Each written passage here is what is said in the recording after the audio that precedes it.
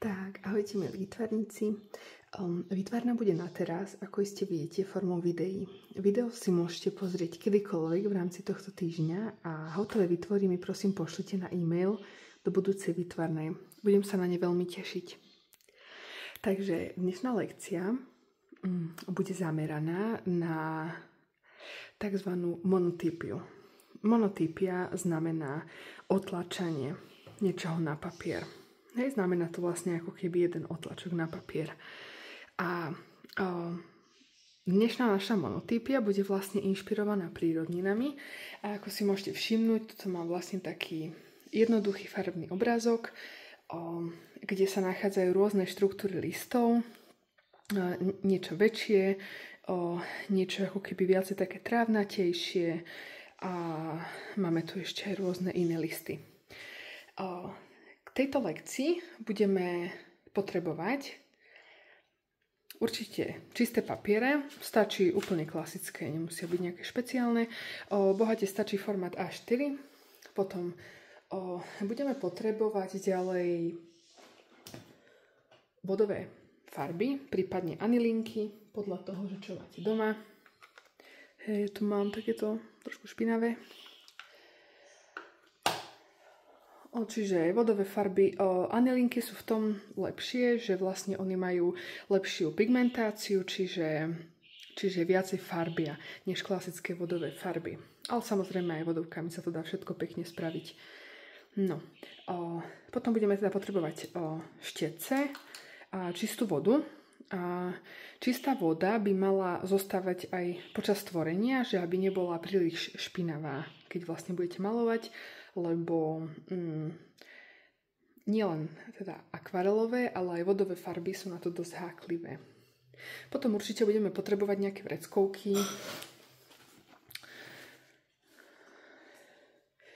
A tiež ešte, možno, že ak máte doma, tak kľudne môžete využiť napríklad valček na cesto, prípadne lyžičku, ktoré nám pomôžu pri otlačaní na papier. Takže ako prvé je určite dôležité ísť si nazbierať nejaké prírodniny, nejaké listy, s ktorými budeme pracovať.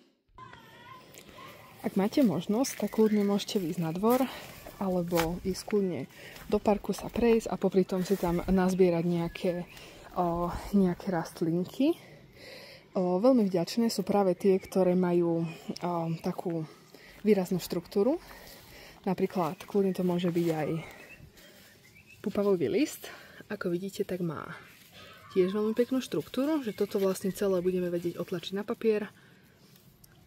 Prípadne máme tu napríklad takúto rastlinku. Vidíte, tiež má takú celkom zaujímavú štruktúru.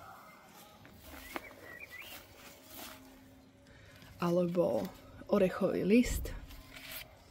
Čiže vlastne vždy budeme otlačať túto časť.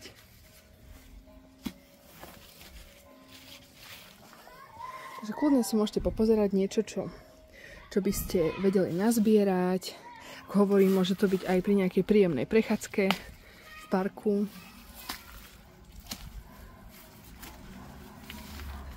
Niečo sa vám zapáči. Napríklad mne sa páči tento extrémne veľký list.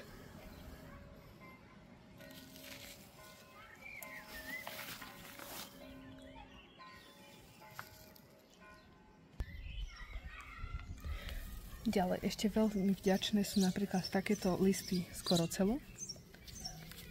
Inak popri tom, ako budete trhať rastliny, tak možno, že aj zistíte nejaké nové druhy alebo sa niečo dozviete o rôznych druhoch. Napríklad toto je z korocelu. Ďalej, možno určite poznáte aj tzv. Myší chvostík. Ten bol vlastne aj otlačený na tom papieri. On má takú trávnatejšiu štruktúru, ten je tiež vlastne veľmi vďačný.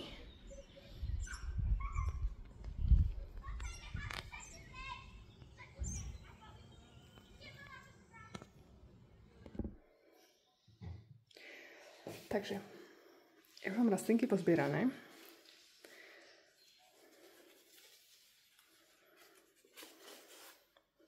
No, čiže vždy budeme ako keby otlačať túto spodnú stranu. Akože určite by sa dala aj tá vrchná. Môžeme skúsiť. Tá spodná má v sebe možno, že takých viacej výrazných žiliek. Čiže keď si predstavíte, že ako keby idete kresliť list, tak presne to je ako keby tá spodná strana. Máme ďalší listok. Tu máme vlastne ten myší chvostík. Tých som si vzala aj viacej. Tu máme skorocel. No, ešte som si vzala keby takúto rastlinu s takou peknou štruktúrou a aj kvet, ktorý sa buď môže otlačiť alebo sa dokonca môže prilepiť na tú monotypiu a môže z toho vzniknúť dokonca aj koláž. V tomto prípade ja si ho asi nakreslím. No, ako farbou budete otlačať, akým odtieňom farby, prípadne aké kombinácie tam dáte, to je úplne na vás, na vašej fantázii. Je dobré mať ale vlastne nejakú podložku, na ktorú môžete pracovať, aby ste nezašpinili stôl. Na otláčanie budeme mať vlastne ešte jednu podložku, ja si ju dám zatiaľ takto. Na nej som už vlastne pracovala. Tu mám aj pomocný papier, ktorý potom budem potrebovať. No a vlastne môžeme sa pustiť do toho. Buď môžete otlačať úplne náhodne, alebo napríklad môžete sa kľudne rozhodnúť, že dajme tomu, že spravíte nejaký strom. Hej? Že napríklad tento list má takú peknú korunu. Teda ako keby korunu stromu. Zoberiem napríklad zelenú. Je dobre tam dávať viacej vody, ale tak, aby vám zostalo aj dostatok farby. A tá podložka je kvôli tomu, lebo vlastne môžete kľudne za ním vychádzať.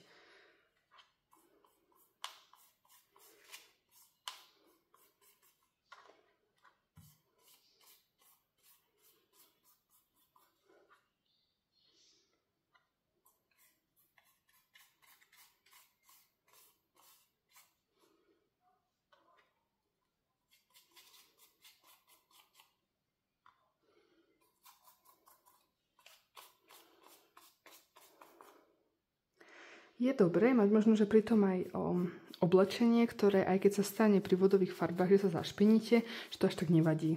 Akože vodové farby idú veľmi pekne dole, aj po praní, ale predsa len. Takže list máme natretý. Môžem dať podložku preč. Tak, a tu mám čistý papier.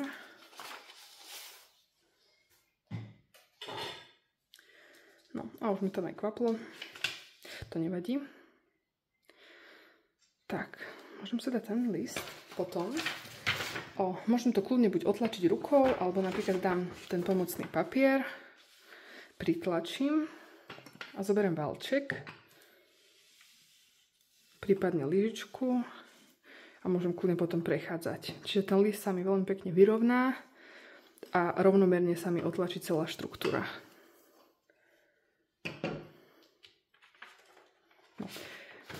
Farba nám vyšla dokonca aj von, ale štruktúra listu sa mi otlačila. To vôbec nevadí, že keď je vlastne takto farba vyšla von, a z toho môže vzniknúť niečo veľmi zaujímavé. Tak a teraz si môžem dať napríklad skorocel otlačený na modro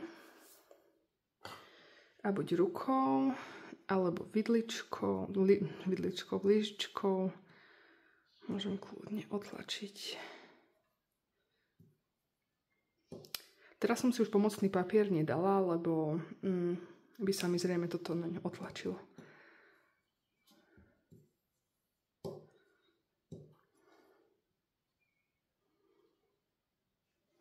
Tak. A ak mi tu napríklad zostala ešte farba, tak môžem skúsiť kľudne ho ešte raz otlačiť. Možno sa mi ešte nejaký otlačok podarí.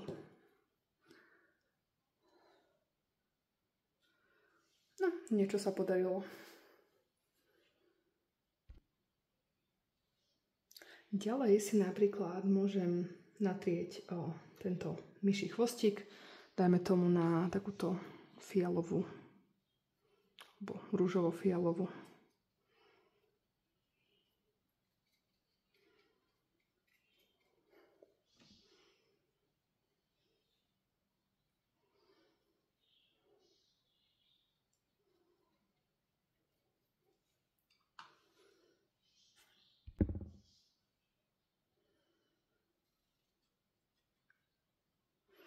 Tak môžem ho priložiť a kľudne aj prstom. Hop.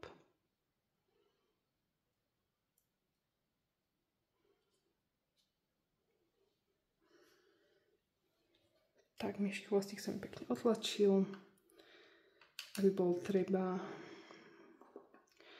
Kľudne si ho tam ešte pridám, napríklad s takouto červenou.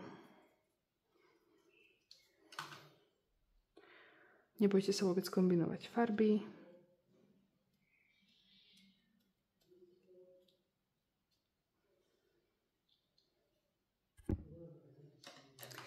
Tak no, ako vidíte, tak voda sa mi už vlastne začína takto zafarbovať, čiže napríklad keby takúto vodu dám, dajme tomu do modrej farby, tak ona by sa mi mohla ako keby trošku zafarbiť mierne na zeleno, čiže idem si vymeniť. Tak, zatiaľ mám svoje dielo v takejto forme. No a ďalej, čo s tým môžem robiť, keď už teda myslím si, že mi stačí toho otlačenia, tak teraz je podstatné to, že aby ste vlastne zapojili svoju fantáziu, keď napríklad, ak by vám postačilo, že vlastne sú tu otlačené tie prírodniny, no tak v pohode. Ale napríklad, ak by ste to chceli niečím ešte obohatiť, tak samozrejme môžete.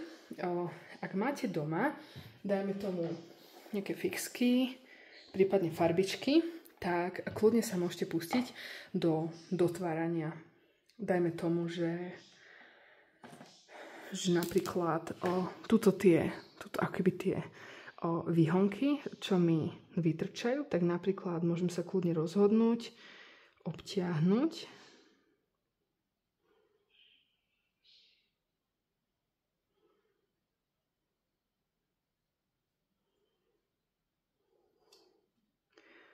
Pričom mi z nich môže vzniknúť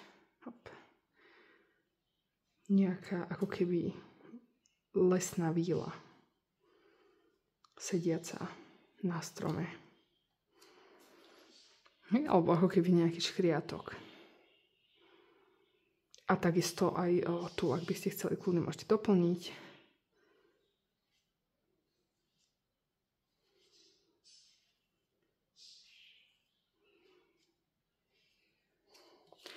Tak.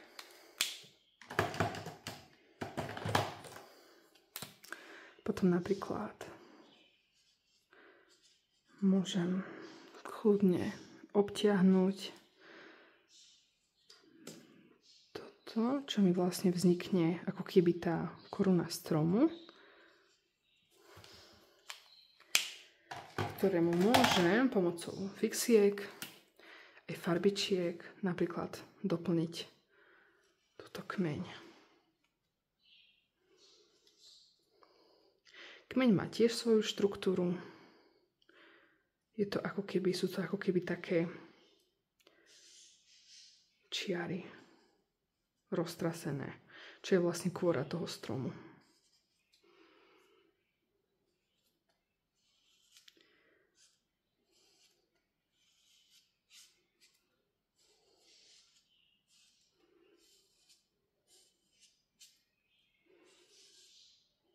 To už samozrejme podľa fantázie.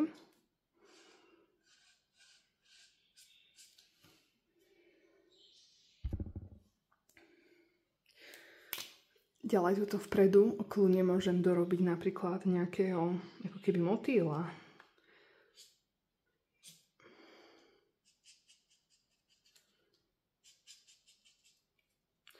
Ešte tu vlastne budeme mať takto krídla. Tak, ktorým pôjde takto dozadu.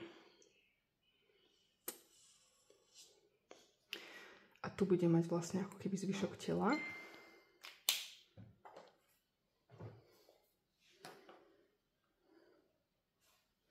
ktorý kľudne môžem dotvoriť teda farbami alebo kľudne pastelkami.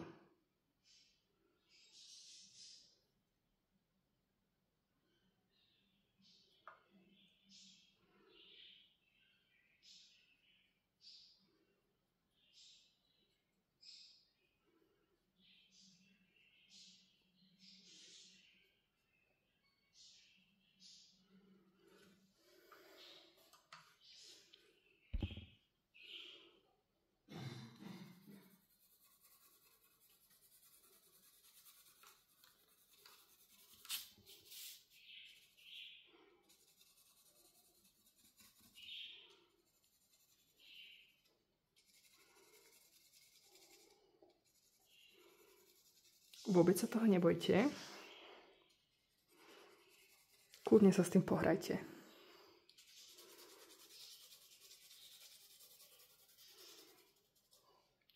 Možno vás pri tejto monotypii napadne niečo úplne bláznivé, čo tam môžete nakresliť, tak kľudne to skúste.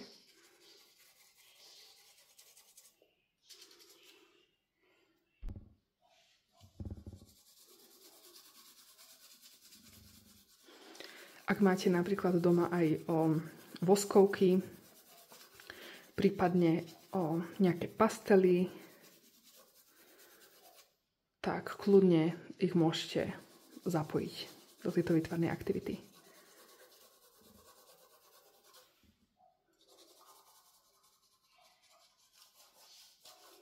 Ako vidíte, aj tu sa mi vlastne podložka veľmi zíde. A nebojte sa tiež dotvoriť aj pozadie. Kľudne si vyskúšajte rôzne farby.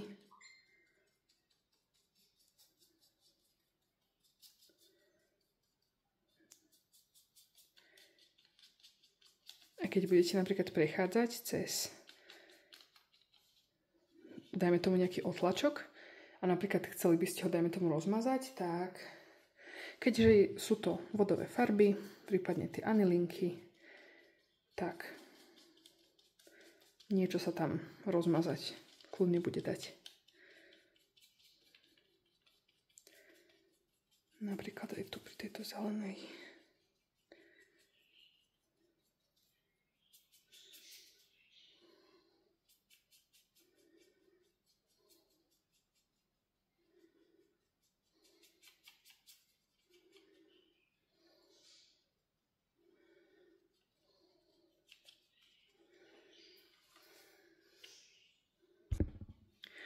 Tak ako som hovorila, tak tento kvietok si sem teraz pôjdem nakresliť.